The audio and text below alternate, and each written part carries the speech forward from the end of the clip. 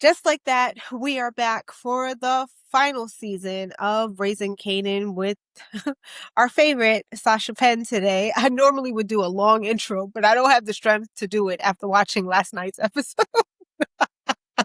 But welcome to Chronicles of Power, a podcast dedicated to the world of power, where I review and break down the latest episode in the Powerverse.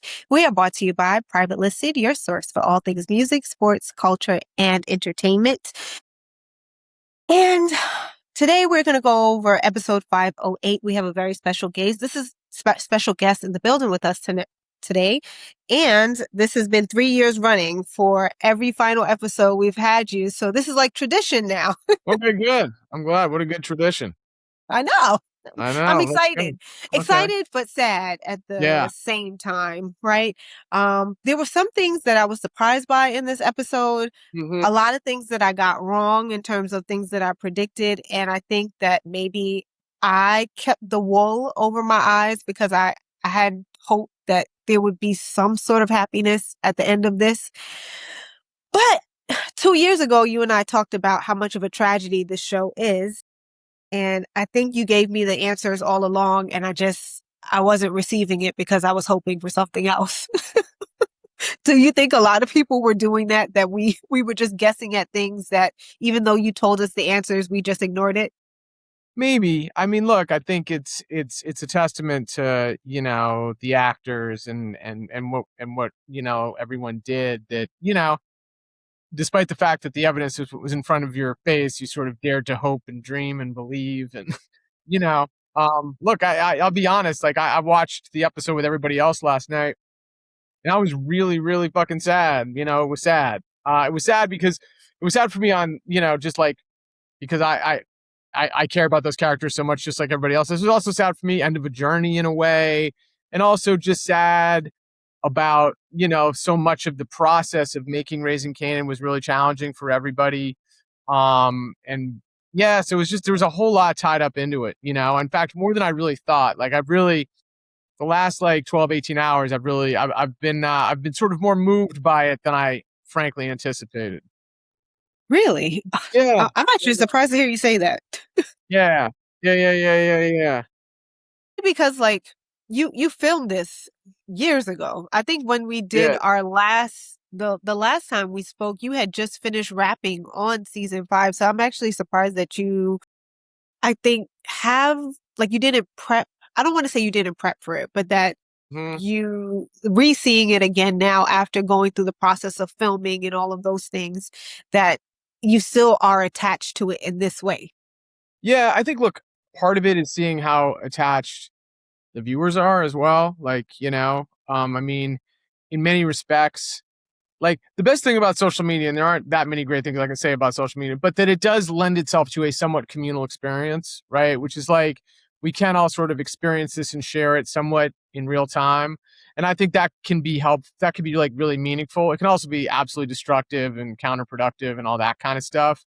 But, seeing some of the stuff that people were writing, and, I saw something yesterday, this woman talking about how she went into therapy and her therapist said, what's wrong? And she said, well, I'm grieving Uncle Marvin.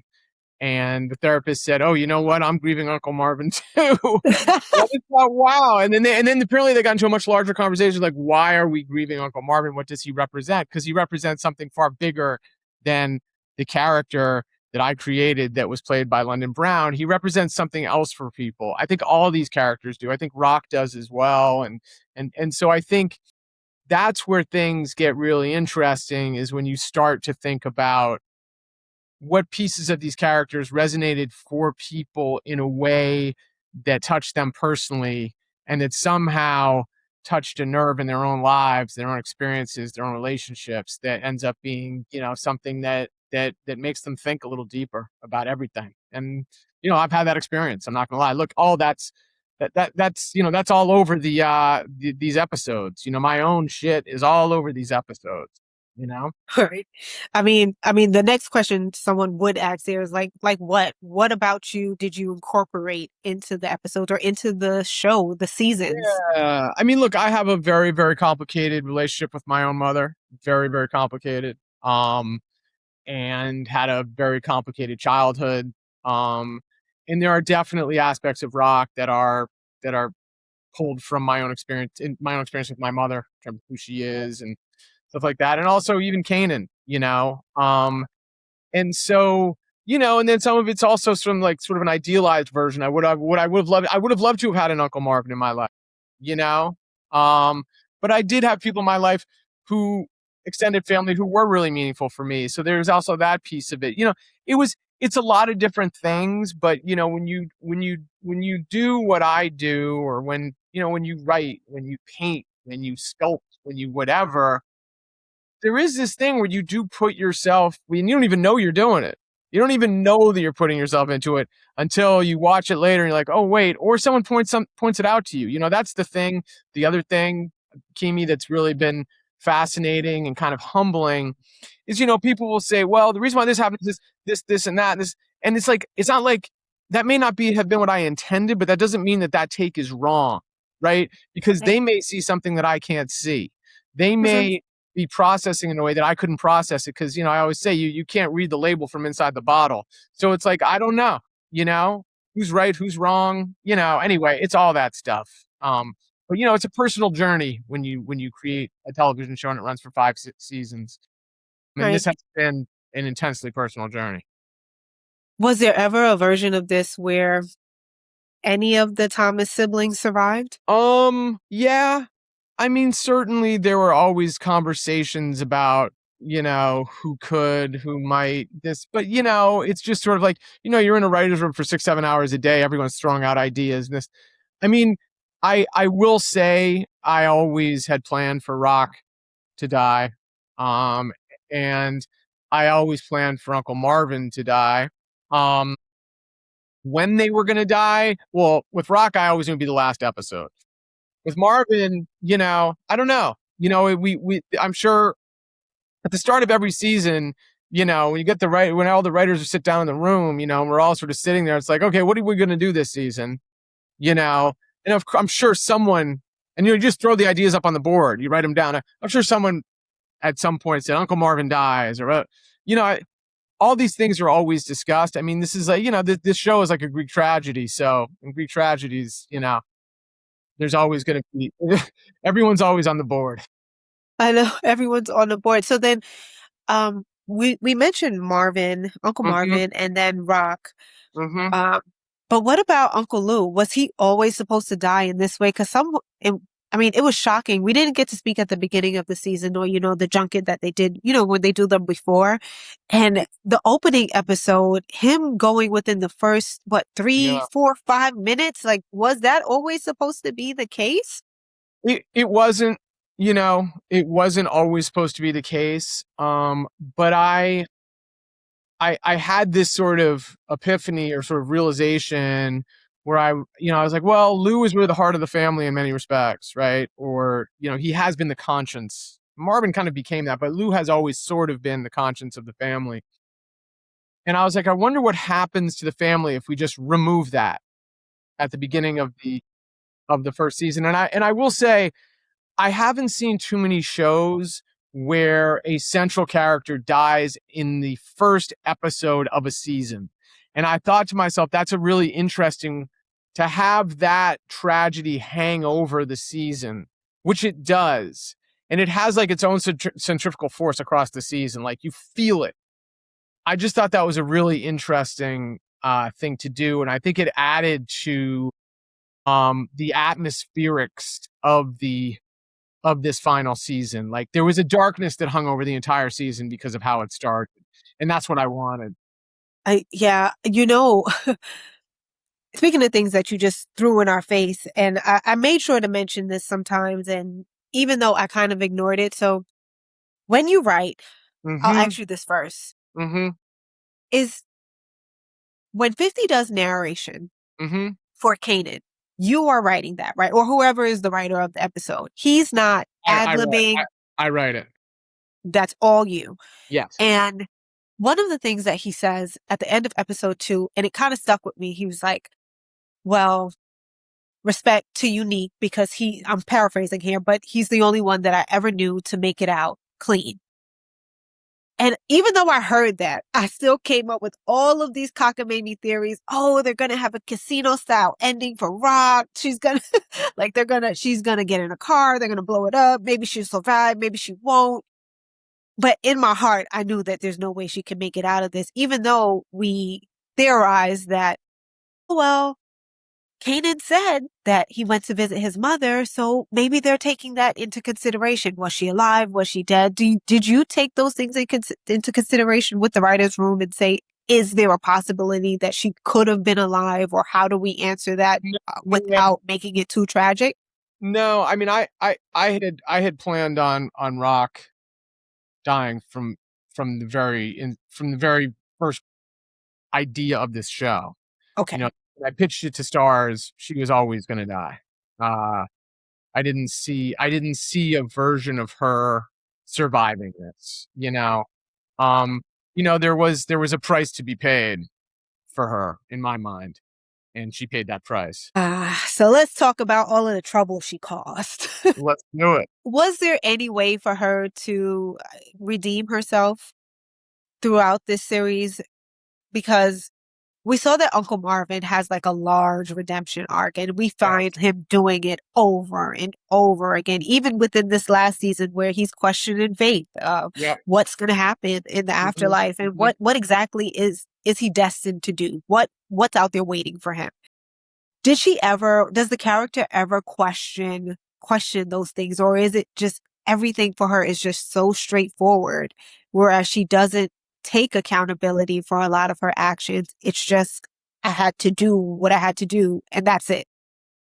I mean, it's a great question, and I will say, like, again, it's always like very dangerous territory for me to talk about this stuff simply because, look, I'm the writer. I'm going to tell you my version of it, and for people who are watching this, including you, Kimi, you may be like, well, I don't know that I agree with that, and I'm not going to sit here and tell you that you're wrong because you may see things completely differently than me. I mean, look, there are books that I've read in my life where I read them when I was 17 and then I read them when I was 27 and they were completely different books than me, right? To me. Having said that, what Marvin in my mind possessed that Rock did not was a capacity for self-awareness. Rock just never was capable of being self-aware. And it was a function, frankly, of her narcissism. Um, and I think at the very end, the last thing she says to Jukebox is, what does Kanan have to do with me? Which tells you, even in that final moment, in that last breath, she's like, she still doesn't get it.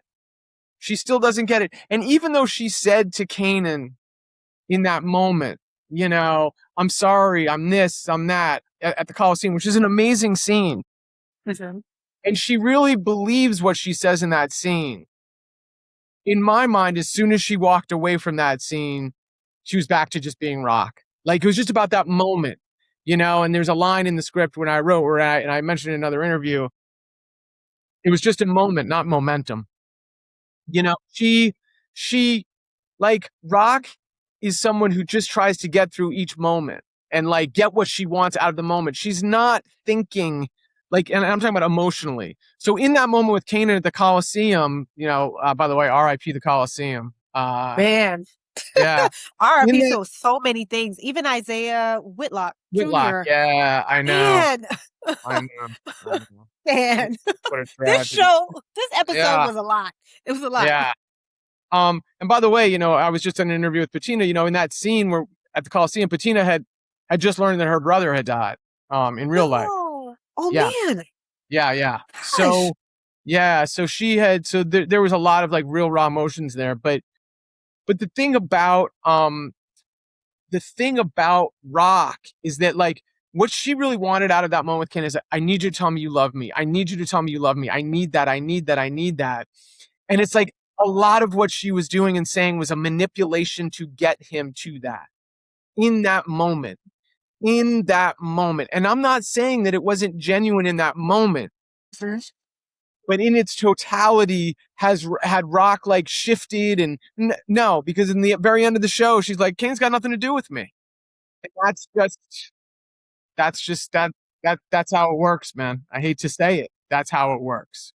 Yeah, the way how I looked at it, and I think we're kind of on the same page. I was that she needed that validation for everything that she did throughout this entire time. Right. Because in her mind, she thought that she was doing it, that this is how you show love to your child. And the things that she did was only, in her mind, was only to protect him. It didn't matter who, if she had to burn down the world behind her, so long as she was okay and he was okay, then it was fine. But it didn't matter who got hurt in the end, whether it was Juke, whether it was Uncle Marvin or Lou. It was always about protecting him and protecting her ego, like you say. We had Pops, sorry, let me say her real name. Erica Woods. We had Miss Erica Woods on the show, and she was adamant about stressing what the ego does to the characters in the show and how they aren't able to see because of it and how it blinds them. And Kanan suffered from the same thing because of his obsession with, I don't want to call it hatred, but like the misunderstanding that he had between himself and his mother. He wasn't making the best decisions that he could have made. And plus, he's a child. He was groomed and raised this way. And one of the only things that I can thank that character for in that scene when she was like, I take responsibility for it. I raised you. But then at the end, she tells Jukebox, what has he got to do with me? Right. You're the reason why he did That's this. right. That's You're, right.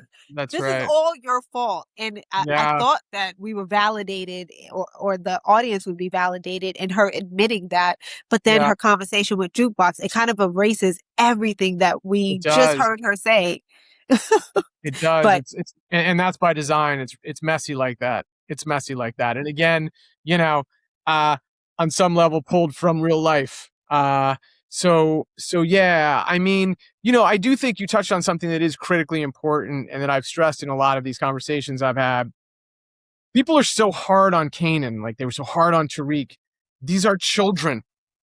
yeah, he's a They're child. always they're always stunned when Kanan does dumb shit. I'm not stunned at all because I've raised a 16-year-old. I've raised a 17-year-old. They always do dumb shit. And it's amazing the past that we give the adults in their lives for that, right? Like, it's just like, oh my God. I mean, how many times do I see, oh, Tariq, that's so stupid. Tariq's so stupid. Kanan's so stupid.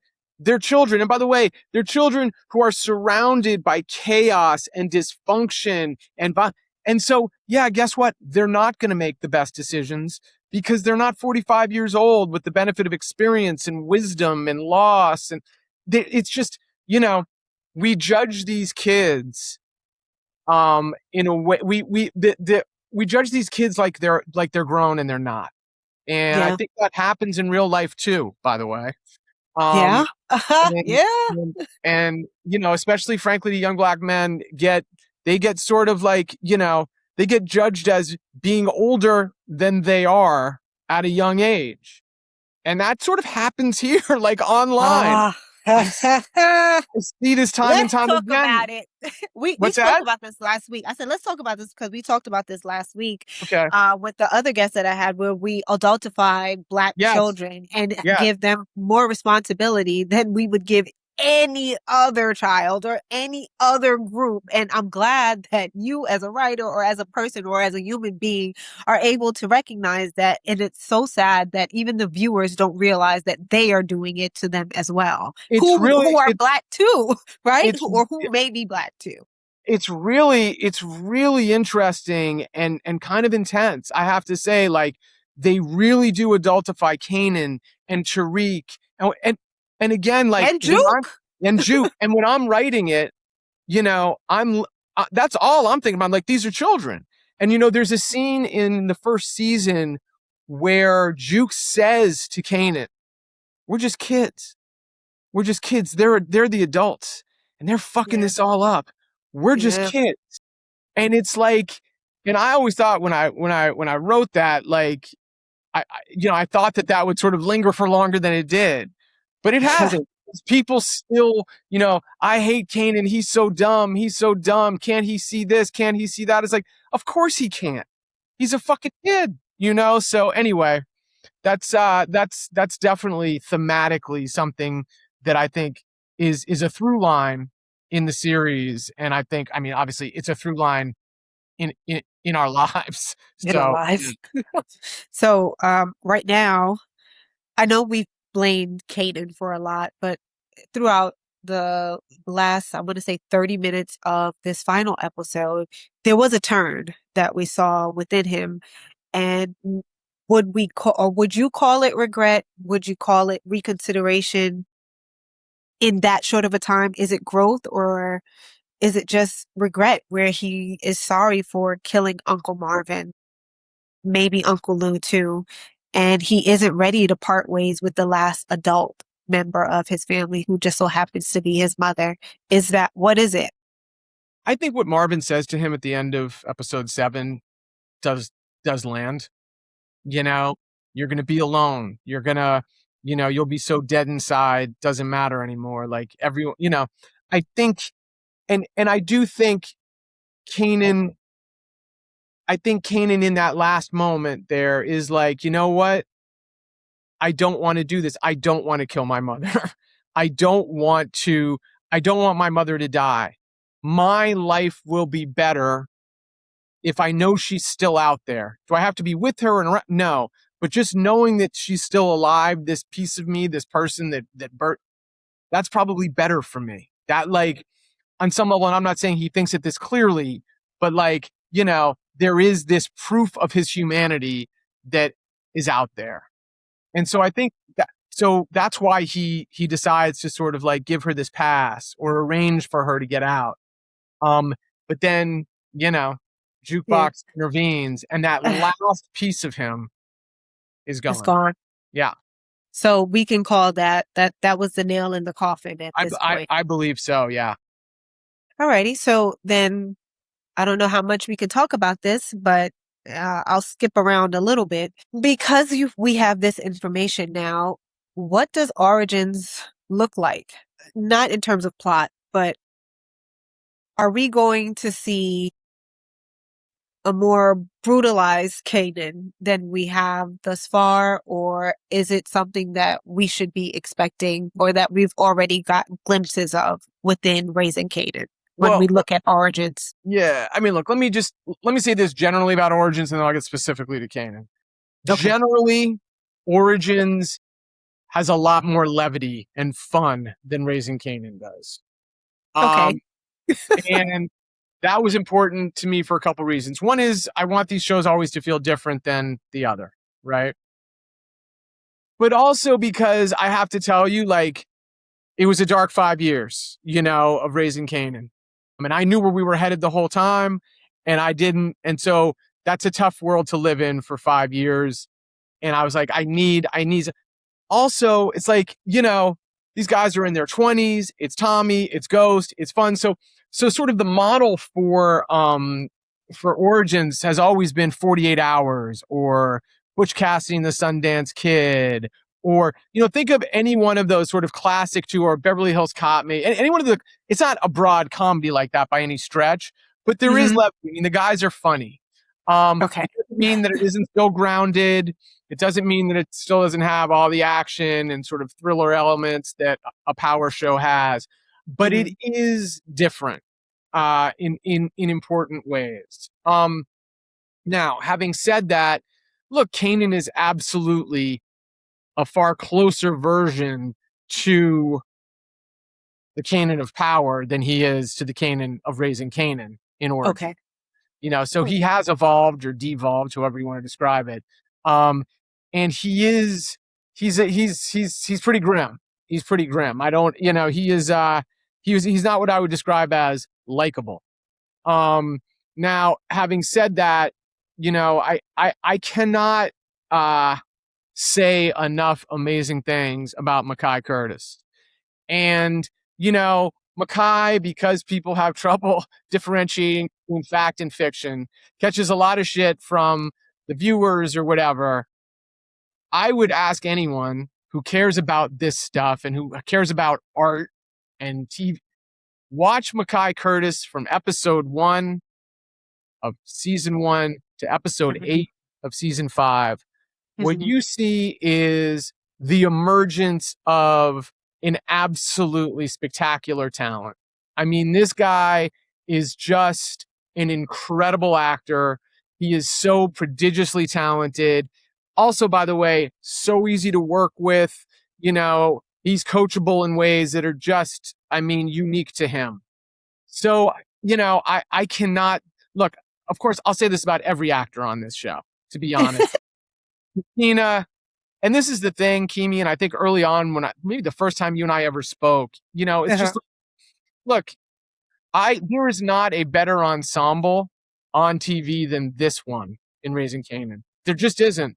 I have to be honest. Like, and I understand I'm biased and all the rest of that, but I mean, Bettina Miller, London Brown, Malcolm Mays, Haley Kilgore, Mackay Curtis, Tony Danza, Joey Pants, Joey Badass, Leslie Grossman, Haley. Did I say Haley? I mean, all these actors operating at the tippity top of their game. Mhm. Mhm. It's just like, we had an absolute murderer's row of actors. And I don't know if it'll ever be repeated, to be honest. And I do believe that 10 years from now, people will watch this show and be like, yo, what? How did we miss this the first How time did on? we sleep on this like Yeah, they did with The Wire? Wire. Yeah. So we'll And see. shout out to you and I think Rory. Is his name Rory? The casting Rory Burton, who Mr. brought Woman. Yeah, yeah, yeah. Rory Burton. Yeah, yeah, who yeah. brought who brought in a lot of people from The Wire, Yeah. specifically, like I mentioned earlier, Isaiah, Yep. Mr. Isaiah Whitlock.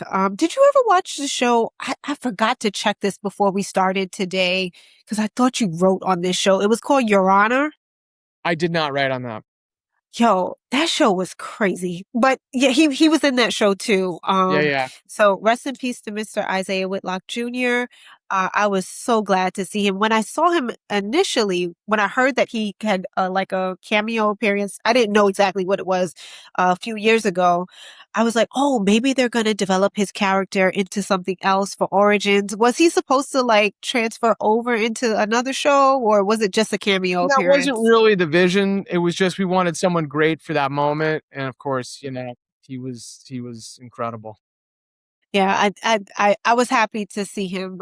Yeah. I only asked because, I one of the things that I thought was going to happen, I said, well, we're introducing people so late in the game. I wonder if anyone is going to carry over into Origins. Do we have anyone besides Makai that's going to go over?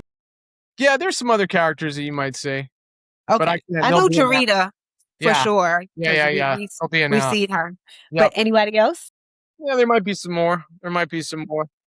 Um, but I mean, look, we just did our first season, hopefully there'll be another one. 18 episodes? 18 episodes. We just wrapped last week. How has that been? I mean, it was tiring. It was Okay. tiring, but we it came out really, really well. I think everyone's going to be happy. So there's one character that I do want to talk about that I know we talk about Rock, we talk about Marvin, we talk about Kanan, we talk about all these people, but there's someone that flies under the radar, and I'm curious about your thoughts about this character because to me, this person has had the most tragedy throughout all of this, from conversion therapy Oh yeah. to to her mom being killed in her aunt's vestibule, her dad being killed by her cousin, her first love being killed by her first cousin, essentially. Like, let's talk about Juke for a second. Like, she and the actress Haley Kilgore, who all of the wonderful things that you just said about Makai, I feel like we don't even give her a ounce of the praise that she deserves because she kind of flies under the radar sometimes, and it's actually hurtful because she's an enormous talent, not just as an actress, but even as a singer. But that final scene where it almost felt like a psychological thriller, where she comes in and she's holding the gun, and I was just like, why does this feel like a scary movie? Right? Like I thought like a monster was going to jump out or something. And a monster did jump out. Was there any point in there where she wasn't supposed to be the person to kill Rock, or was it always going to be Juke who did it? I I think it was always going to be here. It may be that I'm misremembering and that there was but let me just back up for a second and sort of co-sign what you just said. Haley is spectacular. And what we asked her to do on this show was so unbelievably difficult, right? Like, keep in mind that same actress that had that moment with Rock and also sits across from Kanan in this coffee shop and is basically like, I just destroyed your fucking life. Yeah. Also was in like a girl group. Also, you know, got stood up by her girlfriend who had died outside this debutante party. Also, avenged Famous's death. And I will say one of the things that has been kind of gratifying to me today is seeing how much praise Haley actually is getting. Rightfully so. Yeah.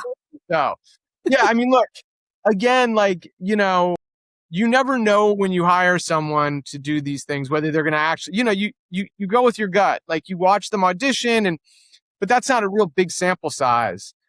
And, look, what Haley was able to do with this character, with this role, I mean, is just incredible. I mean, she really made it her own in a way that I don't think anyone expected. And she embodied the role. And she posted something I saw earlier on Threads, this sort of long sort of commentary on the experience. And she said it's the toughest job she ever had, probably the toughest job she'll ever have. And it's Yeah. true. I mean, it was what we put that character through, what we put Haley through was incredibly challenging. And an actor who doesn't have her skill set, who doesn't have her capacity to sort of stick and move, probably couldn't handle it. And she did. And again, she just elevated the material. Yeah, she sure did. Them the decision to end where we started, that was very poignant for me. I thought that what a way to drive it home. But the after credit scene, oh my gosh. Normally, because I was so like the final scene of Juke and Rock and knowing the how Rock felt about Juke and how we've seen her advocate for her and how she stood in her corner and even sometimes without her even knowing it, right? She ended up living with her because of what happened between her and Marvin and how Rock had to check Marvin for what he did to Right. Juke. And for her to be the one to take Rock's life, that was heavy. And Yeah. maybe some people don't really remember all of those things because they were so many seasons ago, but it's so layered in how she was able to take her mother figure away from Yeah. herself as well because of the relationship she was able to foster with her dad after a while. Right. Now, the letter. Are we ever going to find out what was in that letter? Nah, unlikely. Oh my gosh, why? Then why write it or I don't have it? know. Look, there's some things that just need to stay between us and between Marvin and Juke. Okay. Alrighty. So we're not going to find out what was in the letter. How does I heard that Haley Kilgore is not going to be in Origins, and after you just said that it's more fun, how do we answer how Ghost and Tommy know who she is if she's not in Origins? I mean, first off, what I would say is we've done one season of Origins. You know, there could be multiple seasons of Origins, and who comes, who goes. You know, there's always room for that. And it's also like everyone's like, oh, why this does not this doesn't make sense or this. Yeah, there's still like 13 years between the end of Kanan and Power, or something crazy like that. Whatever I don't know the exact math. So Okay. a lot happens, and a lot could happen. So what I would say to everybody is like, don't start like saying like this person isn't in it and that person. It's a long snaps and pop didn't come into Kanan until what, season 3 or 4. Tony Okay. Danza. We have these characters who became like real staples of the series who didn't come in till later. So Right. anything is possible. Okay. Alrighty. So cool your jets, people. We Yeah. may see some other people. just hmm just hmm hang on a little bit. But Alrighty. So but let again, let me me ask. just say this though, just so like I'm listening. what's very important about Origins, which is the way I felt about we never want Origins to be this show where it's like if you hadn't watched the other shows, you couldn't access it. And by the way, that's the way it was with Kanan too. If you had Mhm. never watched 1 minute of Power, you still could become fully, Yes. Yes. invested in Kanan. It's the same thing with Origins.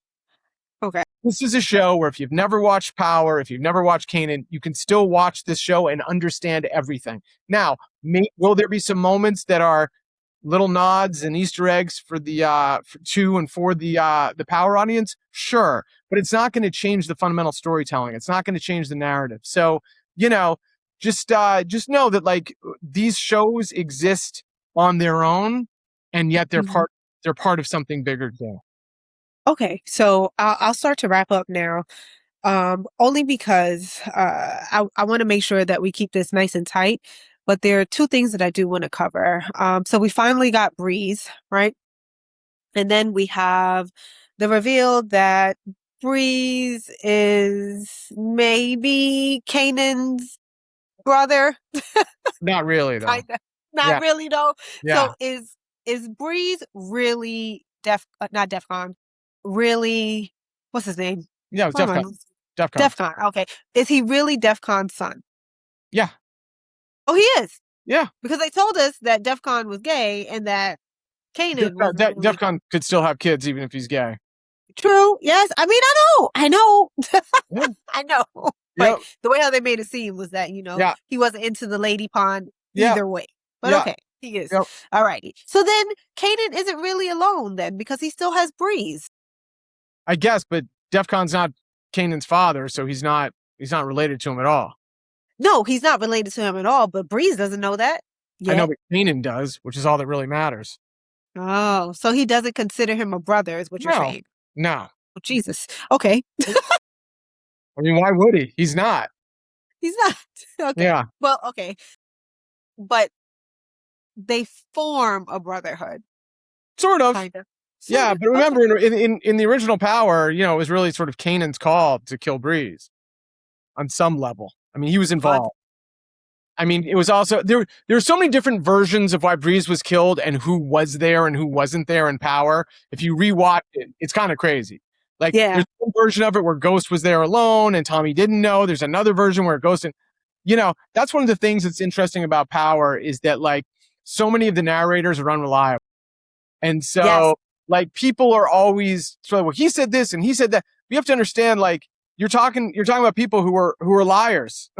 So like you can't believe anything anyone says. It's like at the end of Raising Kanan, Juke, as Kanan's walking out, Juke's like, she served you up right before she died. She didn't love you. You know, that's not Yeah. true. It's not true. Yeah. It's not So true. anyway, don't trust everything you hear, I guess is Exactly. here. And you know what's so funny? We went over who's a reliable narrator. I'm like, is Kanan a reliable narrator? Sometimes he is. He Sometimes. can be. Sometimes. Yeah. Okay. But so then I'll leave the Breeze stuff alone. Were you Okay. happy with finally getting him out of the way? I mean, I was really happy with Shamik and his performance and the reception, and he Yeah. had he and Rock have one of my favorite scenes when they're walking around talking. And he's like, I understand when it's a guy across the street from me doing what he's doing. I understand. I thought that was a really good scene between the Yeah, two. me too. Yeah, Also, there's something about Breeze that I wasn't expecting, at least from him, from how he started out, because I thought he was going to be a terror throughout this whole yeah, season. But there was something where he was like, well, why are we doing this? yeah, Because she's not really messing with anything we got going totally. on here. So Yep. why are we doing this? I like that he was kind of the voice of reason for a little bit, and he still was honor bound or duty bound, but he still questioned like this Yeah, doesn't make any sense. So I did appreciate his character there. But I'll ask you this, and we'll end here. I know you are a writer, Sasha, but there hmm has to be some sort of fan aspect of this mm, for you, and I would like to separate the writer from the fan for a second, if we can, yeah. and maybe we can end there. As a writer, which character would you say, or character story rather, would you say you were most satisfied with? I mean, I have to tell you, and I know this is a total. I'm satisfied with all of them. I really am. Like I don't. Well, that's a cop out. It's not. I mean, and I'll tell you, I don't think that in terms of this, our central characters, Lou, Marvin, Kanan, Rock, and Jukebox, our family. Mhm. In the case of Kanan, I feel very satisfied that by the end of the series, you understood how Kanan became Kanan in power. I feel like you understood that. The case of Jukebox, I felt like by the end of the series, you felt like you had a better understanding of how Jukebox became Jukebox and also the very complicated nature of her relationship with Kanan, which plays out in Power. Then in the case of Rock, that was a complete story. It was the story, frankly, of a narcissist, someone who, again, lacked fundamental self awareness, who raised a son, uh, who, she couldn't truly understand in a way because she Mm-hmm. couldn't really separate him from her. And I felt like in the end, she got, for lack of a better way of saying it, what she deserved. I do think that I do in terms of what Rock did and how and the things she did. In the case of Marvin, I mean, what can I say about Marvin? I mean, he it is the true tragedy of raising Kanan. That he went out the way he did, and it hurt. But I think it hurt because it was done well. Um, Right. and then I would Did we say, have to get the replay?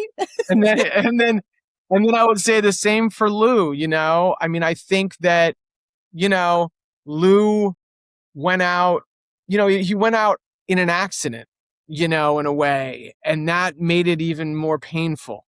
Yeah. He was coming there to help, and so I mean, look, I just here's what I think, Kimi. I think we told a full story from beginning, middle to end about all these characters. Um, and I feel like we answered a lot of questions, but I also feel like we created a world and a family and a story that was brand new, that really like said something. And so I can't I have to be satisfied with that. I just have to. And again, knowing full well that there are a lot of people who aren't, and they post on my Instagram every day telling me how much they hate the show and how much they hate me, and what a lazy they tell me what a lazy writer I am. And it's like, I Oh will my say this. gosh. You can say a lot of things about me, but I'm not a lazy writer. Believe me. I mean, I work my ass off. Now, you may not like the writing, but I'm not like, um, Oh but man. look, it's, doing this is like, it's such an incredible experience to like sit at your computer, write something, and then see it appear, and then see people react to it. Like it's an incredible experience. And when people look, overwhelmingly, people seem to be really happy with how the story ended. And I use that word Mhm. loosely. I don't know about happy, but they feel satisfied.